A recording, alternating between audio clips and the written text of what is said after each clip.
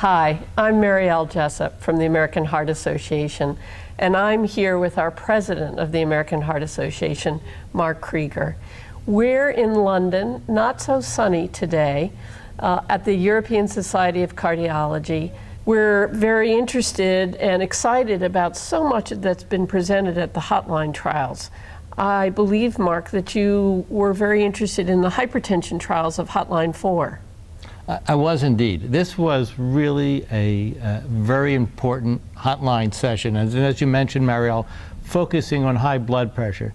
And really will be of considerable interest to the cardiovascular community and primary care physicians. And I'd like to talk about 3 trials. 2 of them came from the British Heart Foundation and the National Institute for Heart Research right here in the United Kingdom. The first of the ones I want to speak about was called Pathway 2. And Pathway 2 focused on patients with resistant hypertension. So these were patients who still had an elevated blood pressure, even though they were taking a renin-angiotensin system inhibitor, a calcium channel blocker, and a diuretic. And the question that the investigators posed was, does an aldosterone antagonist improve blood pressure control better than perhaps other classes of drugs that we would have considered the next line of therapy? So those classes would be beta blockers, and they use bisoprolol, or alpha blockers, and they use doxazosin. So in a crossover trial, which was placebo-controlled, they studied over 300 patients with resistant hypertension. And the important findings from this trial was that the aldosterone antagonist, spironolactone, was more effective than placebo, more effective than bisoprolol, and more effective than doxazosin, and by a substantial margin, really confirming what we have seen in smaller trials, that aldosterone antagonists are very effective forms of therapy in patients with resistant hypertension. So I think that the use of an aldosterone antagonist is really going to enter everyone's therapeutic armamentarium for treating patients with resistant hypertension. So the second trial from the same group was called Pathway 3, and this was in patients with essential hypertension who did not have adequate blood pressure control. Their drug pressure regimen did not yet include a diuretic.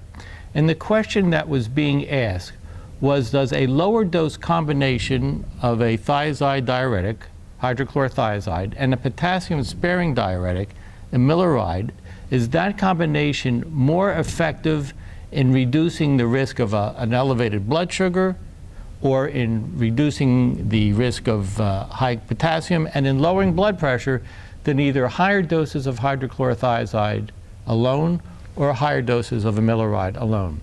And what they found was, it was almost like a Goldilocks and the 3 bears effect. It was right there in the middle.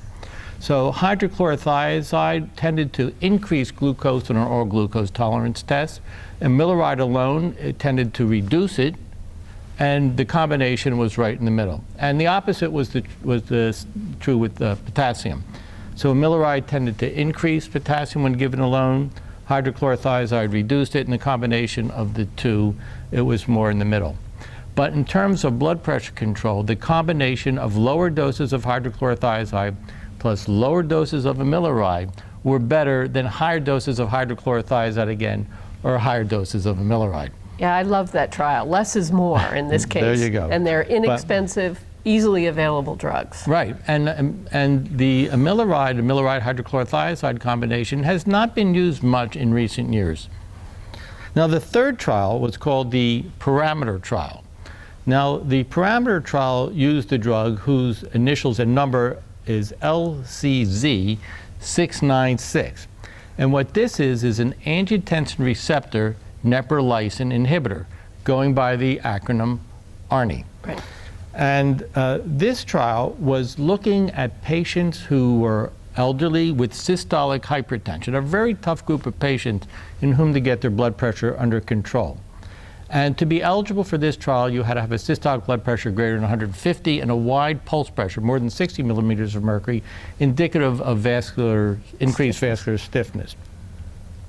So the combination, the ARNI, was compared to an angiotensin receptor blocker, olmesartan. And the primary endpoints were markers of vascular stiffness, in this case, central aortic pulse pressure and central aortic systolic pressure.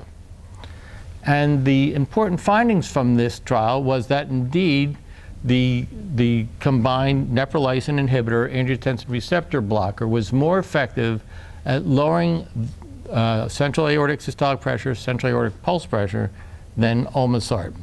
And this has very important implications, because when vascular stiffness is increased and central pressures are increased, you're increasing the load on the heart, you're increasing the risk for heart failure, you're increasing the risk for atrial fibrillation, you're increasing the risk of stroke.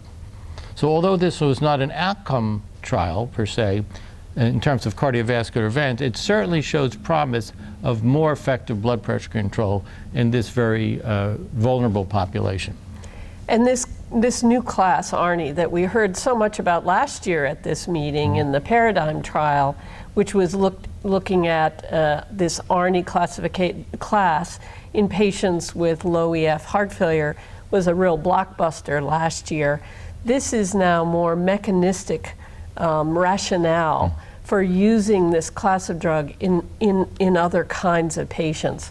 And I think, if nothing else, the excitement and so far positive effects of a new class, I think, paves the way for other new classes. So more hope for our patients. A terrific hope. Yes. Yeah, I'm very optimistic of this field moving forward.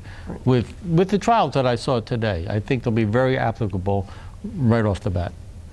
Well, thank you, Mark. I know that you've been stimulated by being here at this meeting, as I have, and it's more great news for our patients and lots of learning for our clinicians.